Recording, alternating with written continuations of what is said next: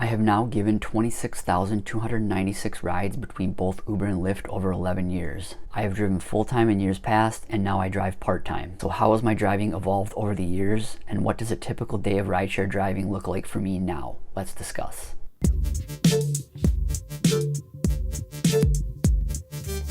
So again, I started driving for Lyft and Uber 11 years ago now. I started driving on a whim. I was just trying to earn some side money while I was in the midst of looking for full-time work. I started very slowly. I started part-time. Then I decided that I wanted to do it full-time, and I did it full-time for a few years, and now I am doing it part-time. Throughout those 11 years, I've driven pretty much every shift besides overnights. I've driven the morning and evening rushes. I've driven weekends. I've driven weekend nights. So what does a day of driving look like for me now?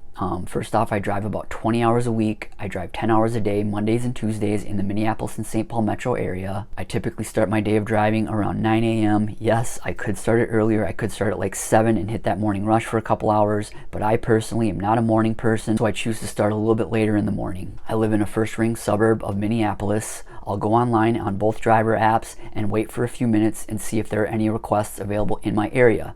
If there aren't, I typically start the day with a half tank of gas. If there aren't any available rides, then I'll start making my way to the Costco that's on the way to Minneapolis. That entire time while I'm on my way to get gas at Costco, I'll stay online in both driver apps to see if there are any requests that I receive. The Costco gas station is just a few miles away from my house on the way to Minneapolis. I'll stay online with both apps the entire time, even while filling my tank, and see if I receive any requests. After I'm done filling my tank, I'll head a couple miles to the outskirts of Minneapolis and wait for requests there. This is the only time throughout the day that I will drive to requests. Otherwise, whenever I drop a passenger off, I'll stay right where I drop a passenger off to wait for the next request. And when I arrive at the outskirts of downtown Minneapolis, I'll typically only have to wait for a few minutes, and then I get my first request. And then after that, I just let the day take me wherever it will. Again, I typically don't drive to demand. Wherever I drop my passenger off, I'll wait right in that area for my next request. And now actually last Monday, right after I filled my tank, I was on my way to Minneapolis. I was about a half mile away from the gas station, and I received my first request. It was a Lyft request, and it was to Ramsey, Minnesota, a northern suburb of Minneapolis.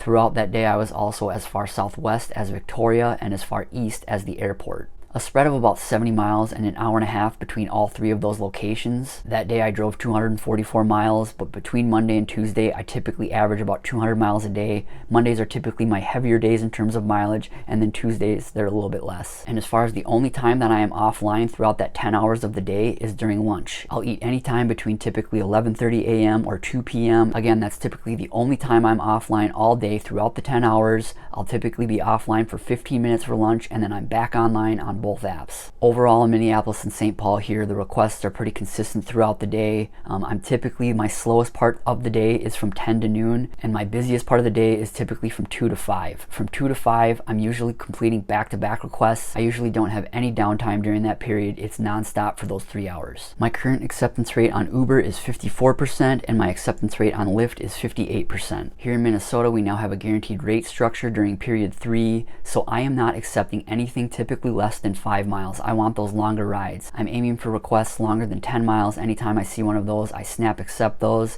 and especially from 2 to 5, I'm very picky. I still get back-to-back requests, but I try to make sure that every single request that I accept are good requests. Especially during that busiest period, you can be picky because there are so many requests. But again, I start my day just after 9 a.m. near the outskirts of downtown Minneapolis. After I receive that first request, I let the day take me wherever it will. Then around 5:30, 6 o'clock, that's when I will start to wind down my day.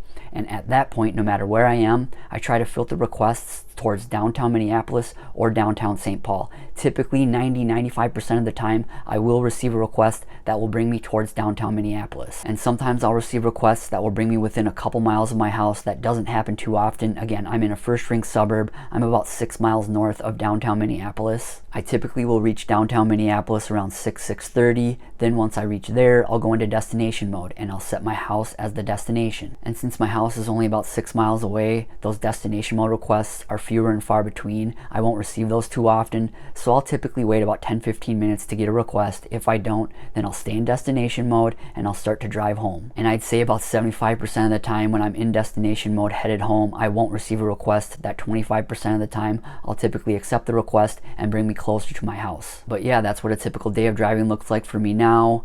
Typically driving from 9 a.m. to 7 p.m. I'm driving about 200 miles a day, 10 hours a day. Why am I still driving rideshare 11 years later? The flexibility to me is paramount. I love the flexibility. I'm in complete control of my schedule. It's a line of work where when you're done doing it for the day, you can just put it away. You don't have to think about it at all. You can just leave it alone. And also it does help now that here in Minneapolis, we have guaranteed rates during period 3. So the pay is really good now. But what about all of you? How long have you been driving rideshare? How many years? How many miles? What's your typical day of driving rideshare look like? Do you drive part-time? Do you drive full-time? Leave a comment below and let us know. If you've yet to download the Solo app to help you manage your rideshare business and earn more, our referral link is in the description. We also have a free newsletter, and the link to sign up for that is in the description as well. If you've yet to watch my previous video on Lyft Express match at the airport, be sure to check that one out. Thanks again for watching and drive safe. Thanks.